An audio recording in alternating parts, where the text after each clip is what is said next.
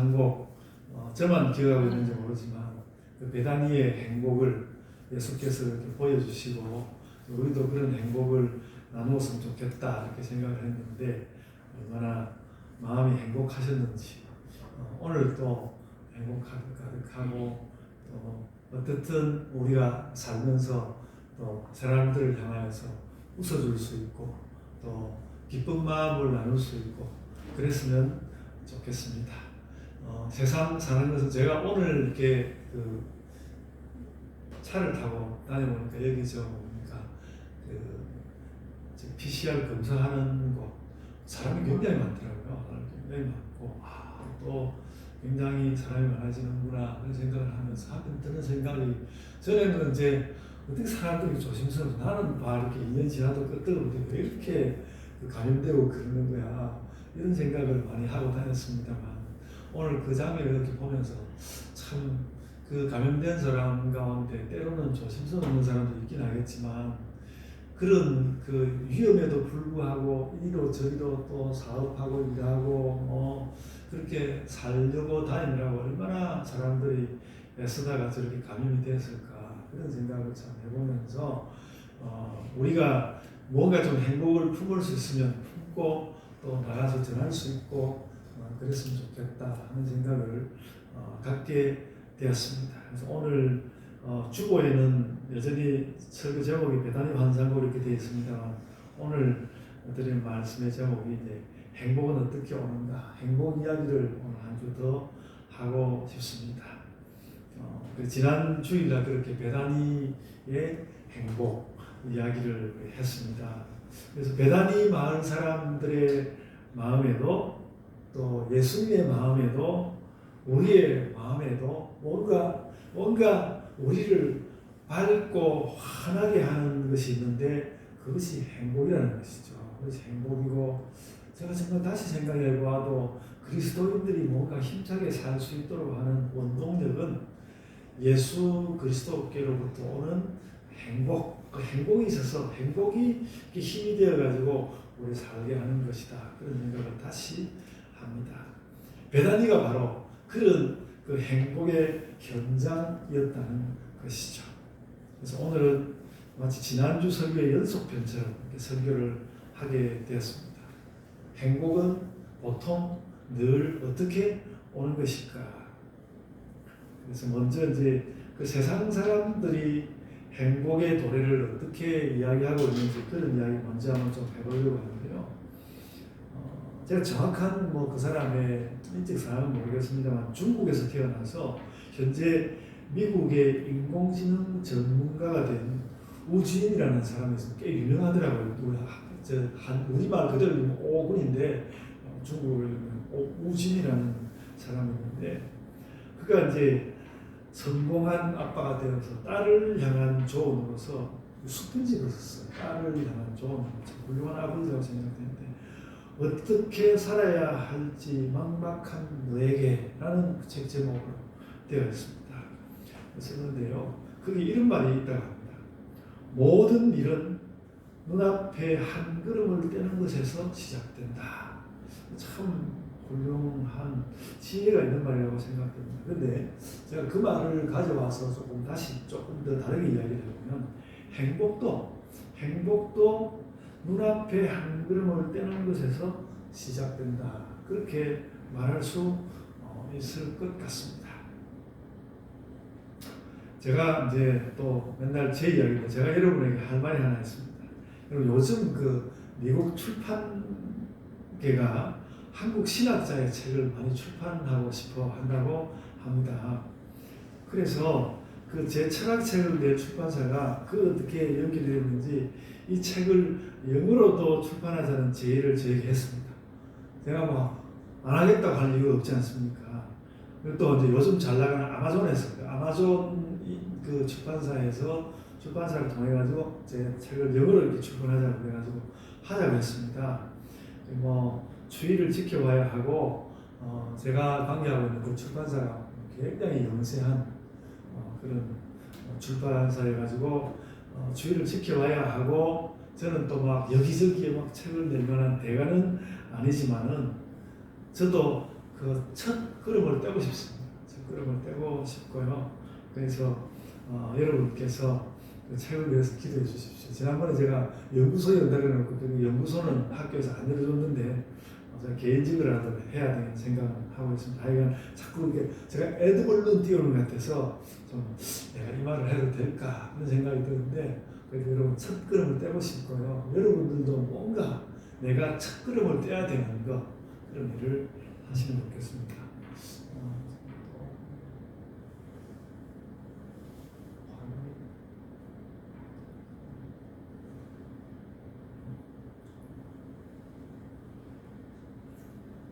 모든 일은 눈앞에 한 걸음을 떼는 것에서 시작된다.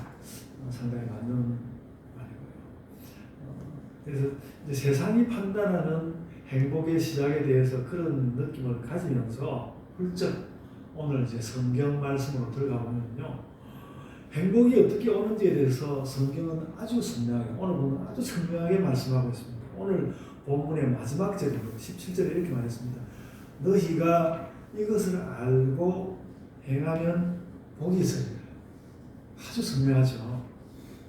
여기서 뭐 이것이라는 것은 뭐 본문에 있는 뜻도 있고 좀 이제 살펴봐야 하는 것이긴 하지만, 그래도 서둘러서 일반적으로 말하자면 이것은 결국은 그 주님의 진리의 말씀 아니겠습니까? 주님의 진리의 말씀이란 말이죠. 조금 바꾸어서 이 말을 다시 해보면 이런 거죠. 우리의 행복, 예수께서 우리에게 가르쳐 준 행복의 교훈은 너희가 진리를 알고 행하면 복이 온다 라는 것이죠. 복이 온다. 그래서 진리를 알고 행하면 행복해진다 하는 말씀입니다. 그래서 이 말씀을 조금 뜯어보기를 원하는데요. 그 아주 짧은 말씀이고 간단한 말씀이면 그래도 뜯어보기를 원하는데, 중요한 것이 첫째는 진리를 아는 것입니다. 진리를 알아야 된다. 진리를 알아야 되고, 둘째로는 그 진리대로 행하여야 된다. 그리고 셋째는 그러면 행복이 올 것이다. 굉장히 선명한 말씀입니다. 진리를 알고 행하면 행복이 옵니다. 선명한 성령의 아주 전형적인 행복론입니다.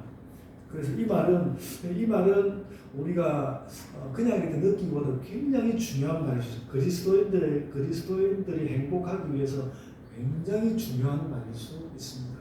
진리를 알고 행하면 행복이 온다.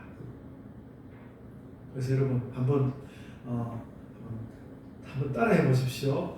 진리를 알고 행하면 행복이 옵니다. 진리를 알고 행하면 행복이 옵니다. 예, 잊지 마시면 좋겠습니다. 베다니에서 모든 사람들이 행복했던 것도 예수님으로부터 진리를 듣고 그 진리대로 살고 싶은 마음이 있었기 때문에 행복하지 않았을까, 그렇게 생각이 됩니다. 그래서 본문, 그래가지고 이제 17절 말씀이 그런데요, 본문 말씀은 그 마지막 절 정리와 같은 순서로 진행되고 있습니다. 그래서 맨 첫째로 진리를 아는 것이 중요한데, 오늘 본문이 시작하는 12절에 안다는 말이 나옵니다. 12절에 안다는 말이 나오거든요. 예수께서 세족식 후에 너희가 이 세족식의 뜻을 아느냐고 먼저 묻습니다. 이렇게 말했습니다. 12절에 그들에게 이르시되 내가 너희에게 행한 것을 너희가 아느냐? 이렇게 물었습니다. 내가 아느냐? 이렇게 물었습니다. 굉장히 쉬운 질문입니다. 본문에 나오는 대로 선생이요 주님이신 예수께서 제자들 발을 씻어주셨으므로 그 뜻은 당연히 섬기는, 잘 섬겨야 된다. 당연히 섬기는. 그래서 너무나 쉬운 질문을 해서 그런지 예수님은 제자들에게 질문을 물어놓고 제자들의 대답을 기다리지 않았습니다. 아주 쉬운 질문을 하고 제자들을 기다리지 않고 예수께서 직접 자문자답하시는 것은 그 답을 강조하고자 하는 뜻인 것 같습니다. 강조하려고 하는, 내가 지금 너희의 발을 씻은 것은 무슨 뜻이라고 생각하느냐? 그 질문에 쉬운 답을 예수께서는 생각보다 쉬운 답인데 꽤 자세히 설명했습니다. 그것이 본문 13절과 14절에 나와 있습니다. 그것을 제가 또 간단하게 이제 요약적으로 이야기합니다. 1. 너희가 나를 선생이라 하고 주라 하는 것이 옳다, 맞다. 1. 그다음에 2. 그런데 선생이 내가 너희의 발을 씻어 주었다. 3. 결론입니다. 3. 그러므로 너희도 서로 발을 씻어 주어라. 이렇게 3단계로 딱 말씀하셨습니다. 너희가 나를 선생이라는 것이 옳다. 그런데 선생이 내가 발을 씻어 줬다. 그러니까 결론. 그러므로 너희도 서로 발을 씻어 주어라. 라는 것이 세족식의 뜻이라고 예수께서 말씀하셨고요. 여기에는 섬김이라는 말은 없지만 이 결론의 뜻은 서로 섬기라는 뜻입니다. 근데 여러분, 이 말씀이 이렇게 간결하고 단순하지만 조금 더 자세히 이 말씀을 살펴보면요, 예수님의 말씀에는 상당한 논리적인 비약이 있습니다. 예수님이 제자들의 발을 씻어주신 것과 제자들이 서로 발을 씻어주는 것은 똑같지 않고 좀 다릅니다. 사실 좀 다르다. 그래서 말이 똑같아지려면 사실 이래야 되거든요. 내가 선생으로서 너희의 발을 씻어주었으니까 너희도 장차 너희 제자들의 발을 씻어주어라. 이러면 딱 논리로 딱 들어맞겠죠. 그렇게 될 겁니다.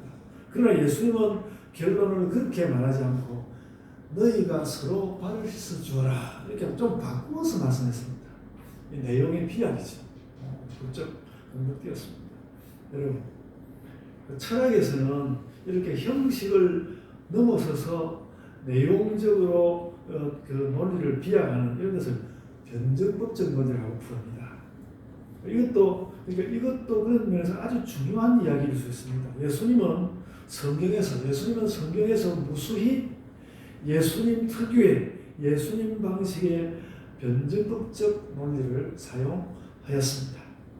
제가 오늘 이 설교를 준비하다가 느낀 생각이 참 기독교에 대해서 반대하고 이러고 말을 많이 하는 사람일지라도 감히 예수님에 대해서는 반대하는 말을 잘 하지 않는 철학자들이 잘 하지 않는 이유가 예수님이 이런 변증법적 논리를 사용했기 때문이 아닐까.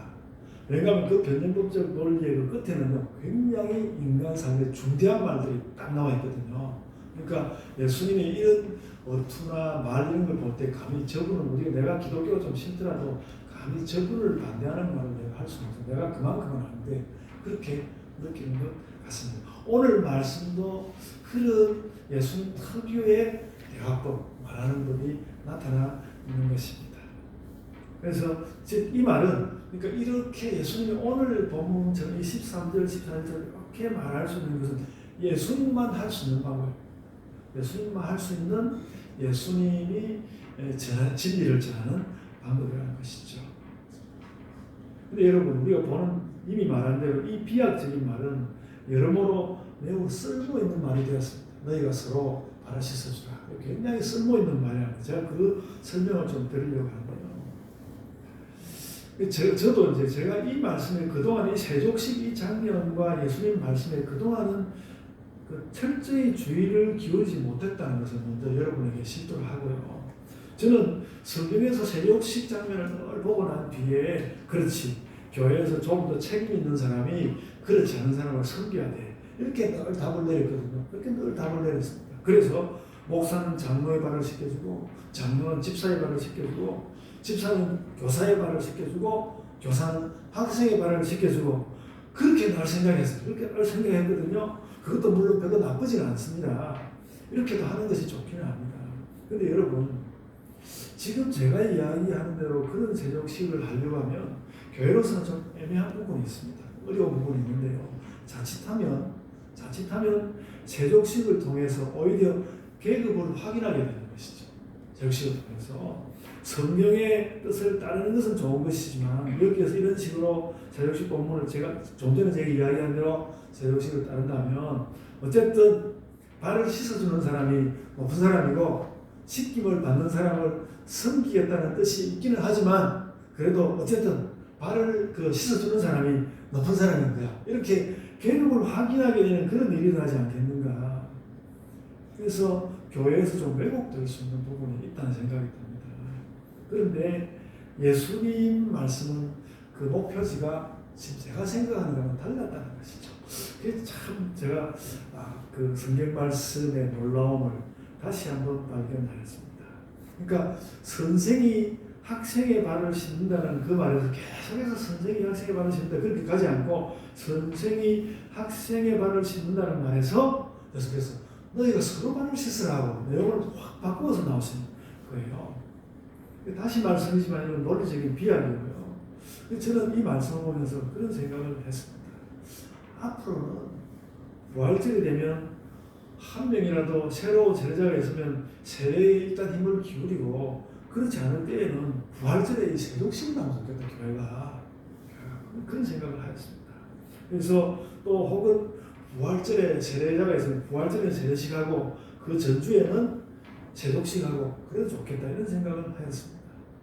여러분 이 세독식은 목사가 모든 신자의 발을 씻어주는 예식이 아니라 모든 성도가 2인 1조가 되어서 서로 발을 씻어주는 것입니다. 이것이 원래 예수님이 하신 말씀입니다. 예수께서 제자들의 발을 다 씻어주시고 난 다음에 제자들에게는 너희도 제자들의 발을 씻어주라고 그런 게 아니라 서로 발을 씻어주라고 그렇게 가르쳐 주셨습니다. 그래가지고 일어나는 감동에 대해서는 우리가 우리의 느낌에 달렸다고 생각하고요. 예수님의 본은 선명하게 이렇게 예수님이 해명을 해 주었습니다. 너희가 서로 발을 씻어주어라. 서로에게 종이 되어라. 서로를 섬기라. 그래서 목사만 집사를 섬기는 것이 아니고 또 역으로 집사만 목사를 섬기는 것도 아니고 목사는 집사를 섬기고 집사는 목사를 섬기고 집사와 집사가 서로를 섬기는 것이 또 목사와 목사가 서로를 섬기는 것이 이 본문의 정확한 뜻입니다. 굉장히 예수님이 쉽게 이야기를 해뒀는데도 제가 그동안에 보지 못했습니다. 여러분 그래서 예수님의 말씀과 모범은 아까 얘기했던 매우 선명합니다. 내가 선생으로서 종처럼 너희를 섬기는 본을 보여주었는데 그 의미는 누구는 주인이 되고 누구는 종이 되는 것이 아니라 서로를 섬기는 것이다. 서로를 섬기는 것이다. 그래서 여러분 우리가 교회의 지체들을 이렇게 섬기면 될 것 같습니다. 정말 너무 명쾌한 말씀입니다. 교회에서 우리는 이렇게 살면 될 것 같습니다. 서로를 섬기면서. 그래서 세독식은 신자들의 서로 섬김을 명확하게 말씀합니다. 이것이 우리가 알아야 하는 세족식의 진리입니다. 그래서 오늘 그 12절에서 물으신 말, 내가 너희에게 행한 것을 너희가 아느냐? 예수께서 우리에게 이렇게 물으신다면 우리는 이렇게 대답해야 합니다. 예, 주님 압니다. 그것은 서로의 발을 씻어주라는 것입니다. 이렇게 대답하는 것이 맞다는 것이죠. 이렇게 이제 뜻을 알려주신 뜻을 알려주신 주님은 이어서 아는 대로 행하는 것에 대하여서 말씀하고 있습니다. 오늘 15절에 보면요. 15절을 말했습니다. 14절까지 끝내고 15절에 내가 너희에게 행한 것 같이 너희도 행하게 하려 하여 본을 보였노라. 이렇게 말하고 있습니다. 행해야 된다는 것이죠. 그래서 예수께서 세족식을 말만 하지 않고 실행하신 이유가 아주 분명합니다. 너희도 행하게 하려 하여. 즉 너희도 실제로 서로의 발을 씻어주게 하려 하여 내가 이것을 행하였다라는 것입니다. 여러분, 그러므로 이 요한복음의 오늘 이 복음 말씀을 읽은 사람에게는 두 가지 실천의 요청이 있습니다. 두 가지 실천의 요청을 받는데 첫째는 세족식을 해야 되는 거예요. 세족식을 해야 되고요. 그래서 실제로 서로의 발을 씻어줘야 되는 것입니다. 실제로 서로의 발을 씻어줘야 되고, 둘째는 그 세족식의 뜻대로 서로를 섬기게 하는 것입니다. 이 두 가지를 실행해야 하는 것입니다. 그래야 한다. 그래야 나는 알아. 그래야 한다. 만약 그걸 실행하라. 예수께서 말씀하고 있습니다. 그리고 예수님이 너희가 그렇게 되면 복이 있을 것이다. 그렇게 하면 너희가 행복할 것이다. 세족식은 서로의 발을 씻겨주는 것이고 또 서로를 섬기는 것이며 예수께서 우리에게 이것을 행하도록 명하셨으니까 우리는 서로의 발도 씻어주고 서로를 섬기기도 해야겠다. 그리고 그렇게 하면 우리가 행복하게 된다고 하니까 우리가 행복을 위해서라도 이 일을 꼭 해야 되겠다. 그래서 여러분 저는 교회의 인도자로서 그런 책임을 느낍니다. 세족식을 실제로 행하고 그렇게 서로를 섬기면 행복을 얻을 수 있다고 예수님이 가르쳐 주었는데, 그런데 세족식을 하지 않으면 이거 거의 주님의 뜻을 거스르는 것이 되지 않는가. 제가 좀 부담을 느꼈습니다. 그래서 여러분, 올해 부활절에 세족식을 했으면 좋겠습니다. 지금 여러분에게 부활절 세족식에 대한 동의를 얻고 싶습니다. 갑자기 예배가 회의가 됐는데 좀 발을 씻어준다, 좀 쑥스러움도 있고 그런 것 같은데 서로 씻어주는 거니까. 그래서 여러분, 부활절 세족식에 동의해 주십시오. 아멘. 아멘. 아멘 안 하십니까? 아멘 안 하신다고요? 예수님 하라고 그러신데도 아멘 안 하는 사람이 있어도 제가 목사로서 또 하면 또 하겠죠. 몇 사람이 반대가 있어도 예, 또 반대 안 하고 싶은 분은 안 하고 싶은 이유가 있다는 것도 제가 인정하겠습니다. 그래서 그것 때문에 싸워서는 안 되겠죠. 또 섬기는 마음으로 해야 되는데, 여러분 제가 그렇게 생각합니다. 두 사람 앞에 하나씩 대야 준비하고 각자 수건 준비하고 그렇게 해서 서로 발을 씻어주면 될 것 같거든요. 좀 어색할 수도 있는 그런 세족식을 하면서 우리가 서로를 섬길 결심을 정말로 해야 하는 것 같습니다. 그러니까 마음으로 생각하면 되지. 그렇게 생각하는 것은 예수님 뜻에 맞지 않습니다. 예수님이 실행하라고 했거든요. 그래서 예수님은 내가 너희들 발도 씻어줄 수 있어 이렇게 말하고 끝내지 않았습니다. 발을 씻어 주었습니다. 그리고 그렇게 하면 행복해진다고 하지 않습니까?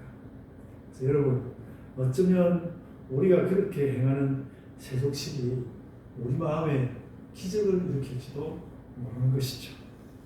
그래서 또 영상으로 예배하는 분들도 각 집에서 대여하고 수고하고 준비하면 할 수 있고 꼭 했으면 좋겠습니다. 그래가지고 진짜 목표지는 우리가 서로 행복을 나누어주는 사람이 되는, 서로에게 행복을 나누어주는 사람이 되는 것이죠. 여러분, 우리가 16절 말씀에 또 이어서 16절 말씀에 관심을 가지는 것도 매우 중요합니다. 16절 말씀은요, 종이 주인보다 크지 못하고 보냄을 받은 자가 보낸 자보다 크지 못하니, 좀 어떻게 보면 빨리 이제 이해를 하려고 하면 뜬금없이 무슨 말이지 이렇게 생각이 드는데요. 이 말을 전체와 의미가 통하게 바꾸어서 말하는 이런 것입니다. 너희가 만약에 선생인 나보다도, 만약에 너희가 나보다 이제 내가 선생이라서 내가 큰 것이 아니고 너희가 선생인 나보다 더 크다고 생각하고 너희가 나를 주라고 부르면서 너희가 더 크다고 생각한다면, 정말로 그렇게 생각한다면 그럴 때는 너희가 서로의 발을 씻어주지 않아도 돼. 그러나 너희가 나를 선생과 주님으로 인정한다면 너희가 해야 할 일이 있는데, 내가 가르쳐 주는 대로 서로의 발을 씻어 주어야 되는 것이야. 그 말씀을 하는 거예요. 그렇게 서로를 섬겨야 하는 것이야. 이렇게 가르치고 있습니다. 갑자기 주인이 종보다 크다는 말을 왜 하느냐? 주인이 더 나은 사람이고 그것이 인정된다면 그 주인의 말을 들으라는 것입니다. 그러니까 예수님이 우리의 선생이고 우리의 주님이라는 것이 인정된다면 서로의 발을 씻겨주고 서로를 섬기라는 말을 하는 것입니다. 내가 너희의 선생이고 너희가 나를 주라고 부른다면 내 말을 들으라. 세족식도 하고 서로 섬기기도 하고 이렇게 하는 말씀입니다. 여러분, 제가 이 말씀을 다른 내용으로 더 확산시키지 않겠습니다. 세족식의 의미는 서로를 섬기라는 것입니다. 서로를 섬기라는 것입니다. 그리고 예수님은 나를 선생과 주님으로 생각한다면 이것을 반드시 실행해라. 또 이렇게 가르치고 있습니다. 그러므로 우리는 적당한 시기에 세족식을 하는 것이 좋고, 실제 관계에서는 서로를 섬겨야, 정말로 섬겨야 합니다. 그러니까 섬기는 척하는 것이 아니라 정말로 섬겨야 합니다. 그리고 예수님은 그러면 너희에게 행복이 올 것이다. 이것이 예수님이 우리에게 주는 행복론입니다. 그래서 목사님 그럼 그 행복이 뭐 어떤 겁니까? 행복이 그렇게 묻는다면 저는 다시 되돌려서 지난주일날 말씀했던 베다니의 잔치 같은 것이 행복의 신상이라고 말씀하겠습니다. 행복은 어떻게 오는가? 진리를 알고 행하면, 특히 서로 섬기라는 그 진리를 알고 행하면 행복이 옵니다. 여러분, 그렇게 해서 다 행복한 사람들이 되어서 행복하게 다 사시기를 바랍니다. 아멘. 자, 기도하겠습니다. 은혜가 풍성하신 아버지 하나님, 저희가 선생이 아니고 예수님이 선생님이시고, 저희가 주가 아니고 예수님이 주님이시므로 우리가 주님의 말씀을 잘 따라서 가보려고 합니다. 주님, 저희가 잘 섬기는 자들이 되게 하여 주옵소서. 주께서 저희를 섬기시는 그 섬기심을 저희들이 마음 가운데 품으며, 또 그래서 우리 형제들을 섬기며, 또 나온 모든 일을 섬기고자 하는 마음이 가득하여 주의 뜻대로 살아가는 자들이 되게 하여 주옵소서. 주님께서 늘 저희와 함께하여 주옵소서. 감사하고 예수님 이름으로 기도드리옵나이다. 아멘.